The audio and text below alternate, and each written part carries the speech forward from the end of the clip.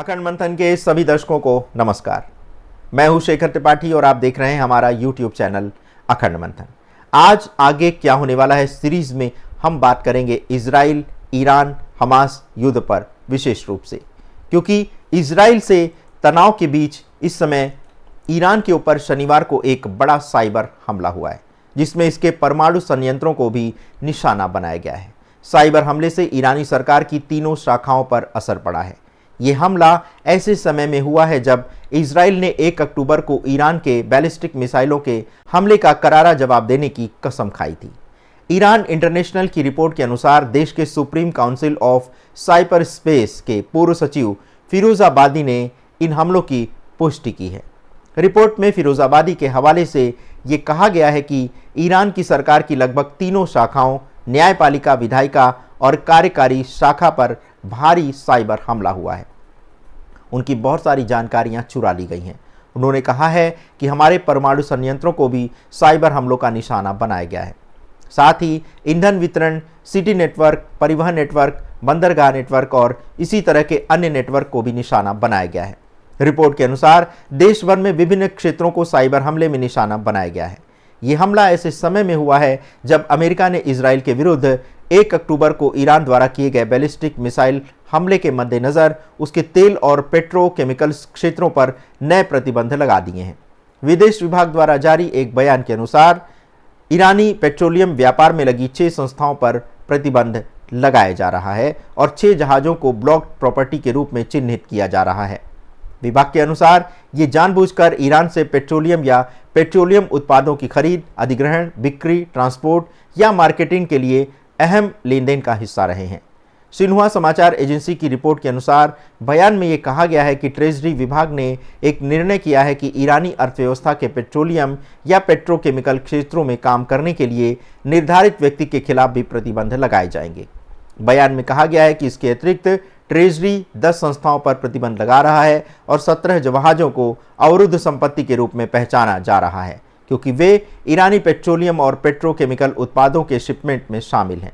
Treasury विभाग का मत है कि आज के प्रतिबंधों का लक्ष्य ईरान को अपने ऊर्जा उद्योग से प्राप्त राजस्व को खतरनाक और विध्वंसकारी गतिविधियों के वित्त पोषण में लगा देने से रोकना है। अमेरिकी राष्ट्रीय सुरक्षा सलाहकार जेक सुल्विन ने एक बयान में कहा है कि यह निर्णय ईरान को अपने मिसाइल कार्यक्रमों पर रोक लगाने और आतंकवादियों को किसी भी तरह की आर्थिक मदद करने से रोकेगा। वो आतंकी समूह जो अमेरिका के मित्र देशों को धमकी देते हैं या फिर उनके विरुद्ध काम करते हैं।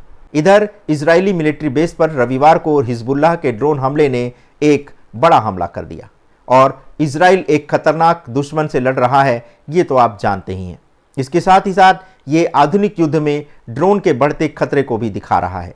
हिजबुल्लाह के ड्रोन हमले में अब तक 4 इजरायली जवानों की मृत्यु की पुष्टि हुई है। आईडीएफ ने बताया है कि 7 जवान गंभीर रूप से घायल हुए हैं, जबकि 14 को मध्यम चोटें आई हैं। इजरायली मीडिया में 67 लोगों के घायल होने की भी जानकारी मिली है।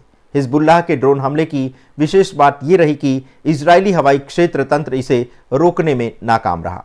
समुद्र के रास्ते घुसे ड्रोन ने मध्य इजराइल में मौजूद मिलिट्री बेस को निशाना बनाया। इस दौरान इजराइल के राडार में नजर आने के बाद इजरायली वायुसेना के विमानों ने इसका पीछा भी किया, लेकिन गिराने में नाकाम रहे और यह राडार से गायब हो गया। मिलिट्री बेस पर हमले के पहले चेतावनी देने वाले सायरन भी नहीं बजे। इस हमले के साथ ही हिजबुल्लाह ने अपनी शक्ति का प्रदर्शन भी कर दिया है। रिपोर्ट में बताया गया है कि इस हमले के लिए हिजबुल्लाह ने मिरसाद 1 ड्रोन का प्रयोग किया था। ये एक आत्मघाती ड्रोन है जिसे हिजबुल्लाह ने 2 दशकों से अधिक समय से तैनात किया है। अल्मा रिसर्च सेंटर के विशेषज्ञों के अनुसार मिरसाद 1 को ईरान के मोहजर 2 मॉडल के डिजाइन पर बनाया गया है। इसमें हिजबुल्लाह के लिए थोड़े संशोधन किए गए हैं। अल्मा सेंटर के अनुसार ये ड्रोन 40 किलोमीटर तक विस्फोटक लेकर के जा सकता है। इसकी अधिकतम गति 370 किलोमीटर प्रति घंटा है और ये 120 किलोमीटर तक हमला करने की रेंज है इसकी। ये 3000 मीटर की ऊंचाई तक उड़ सकता है। हिजबुल्लाह ने 2002 से मिरसाद 1 का उपयोग टोही और आक्रामक हमलों के लिए किया है। अक्सर इसका उपयोग इजरायली हवाई क्षेत्र में घुसने के लिए किया जाता है। मिरसाद 1 हिजबुल्लाह के ड्रोन बेड़े में शामिल कई ड्रोनों में से एक है। हिजबुल्लाह ने अपनी मौजूदा मिसाइल और रॉकेट क्षमताओं को बढ़ाने के लिए अपने शस्त्रागार में ड्रोन को तेजी से शामिल किया है। समूह के पास कई तरह के ड्रोन हैं, जिसमें कई या तो ईरान में बने हैं या फिर उसके मॉडल पर डिजाइन है। अल्मा रिसर्च सेंटर की रिपोर्ट बताती है कि हिजबुल्लाह के पास 2000 से अधिक ड्रोन हैं। समूह के पास मोहजर 4 और शाही ड्रोन जैसे एडवांस मॉडल भी शामिल हैं। इन ड्रोन का इस्तेमाल निगरानी, खुफिया जानकारी जुटाने और आत्मघाती मिशनों समेत विभिन्न उद्देश्यों के लिए किया जाता है। इधर हाल में ही एक रिपोर्ट के अनुसार इजराइल ने ईरान के परमाणु ठिकानों पर एक साइबर हमला किया है। यह घटना विश्व स्तर पर सुरक्षा और तकनीकी परिदृश्यों पर गहरा प्रभाव डाल सकती है। इस हमले का उद्देश्य ईरान के परमाणु कार्यक्रम को धीमा करना है और उसकी बढ़ती परमाणु क्षमता को रोकना भी बताया जा रहा है। हम इस घटना से जुड़े तथ्यों और उनके व्यापक असर का अब विश्लेषण करने जा रहे हैं। इजराइल और ईरान के बीच लंबे समय से तनावपूर्ण संबंध रहे हैं, जिसमें मुख्य मुद्दा ईरान का परमाणु कार्यक्रम है। इजराइल का दावा है कि ईरान अपने परमाणु कार्यक्रम का उपयोग सैन्य उद्देश्यों के लिए कर रहा है, जबकि ईरान इसे शांतिपूर्ण उद्देश्यों के लिए बता रहा है। साइबर हमले के माध्यम से इजराइल ने बिना प्रत्यक्ष युद्ध में उलझे ईरान की सैन्य और तकनीकी क्षमता को भारी नुकसान पहुंचाने का प्रयास किया है। ये न केवल सैन्य दृष्टिकोण से कुशल है, बल्कि इसे अंतर्राष्ट्रीय स्तर पर भी कम आक्रामक माना जाता है। रिपोर्टों के अनुसार इस साइबर हमले को अत्यधिक परिष्कृत तकनीकों का उपयोग करके अंजाम दिया गया। इजराइल के पास साइबर सुरक्षा के क्षेत्र में अद्वितीय क्षमताएं हैं और ये पहले भी स्टक्सनेट जैसे हमलों में शामिल रहा है। माना जा रहा है कि इजराइल की खुफिया एजेंसियों और साइबर विशेषज्ञों ने इस हमले की योजना बनाई थी।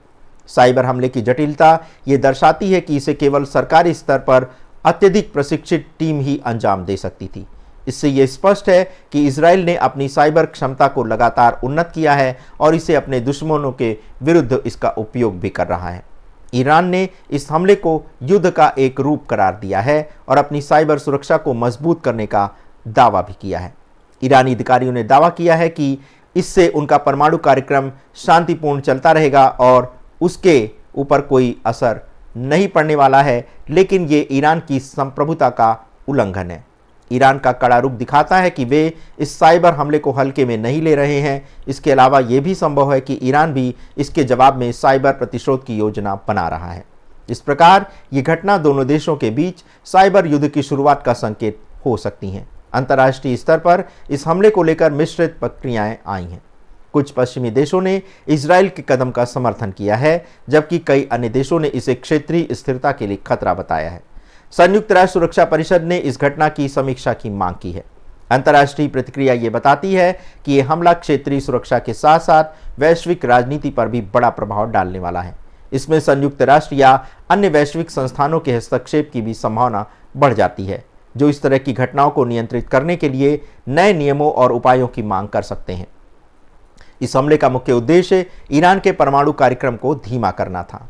माना जा रहा है कि इस हमले से ईरान के कुछ परमाणु ठिकाने और उनके शोध एवं विकास केंद्र भी प्रभावित हुए हैं, जिससे उनका उत्पादन और अनुसंधान कार्य बाधित हो गया है। अगर यह हमला सफल रहा तो इससे ईरान की परमाणु क्षमता में बहुत देरी हो सकती है, लेकिन ये देखना बाकी रहेगा कि यह बाधा कितनी लंबी रहेगी और ईरान इस नुकसान से कितनी जल्दी उभर जाएगा। ये घटना केवल एक तकनीकी घटना नहीं है, बल्कि ये साइबर युद्ध के खतरों को उजागर करती है। जैसे जैसे देशों के बीच संघर्ष अधिक तकनीकी वाला होता जाएगा, साइबर हमलों का उपयोग हथियार के रूप में तेजी से बढ़ने लगेगा। साइबर हमले सैन्य संघर्ष का एक और नया खतरनाक चेहरा प्रस्तुत कर रहे हैं। इसमें न केवल सरकारी संस्थाएं, बल्कि निजी और नागरिक बुनियादी ढांचे भी बहुत बड़े खतरे में आ सकते हैं।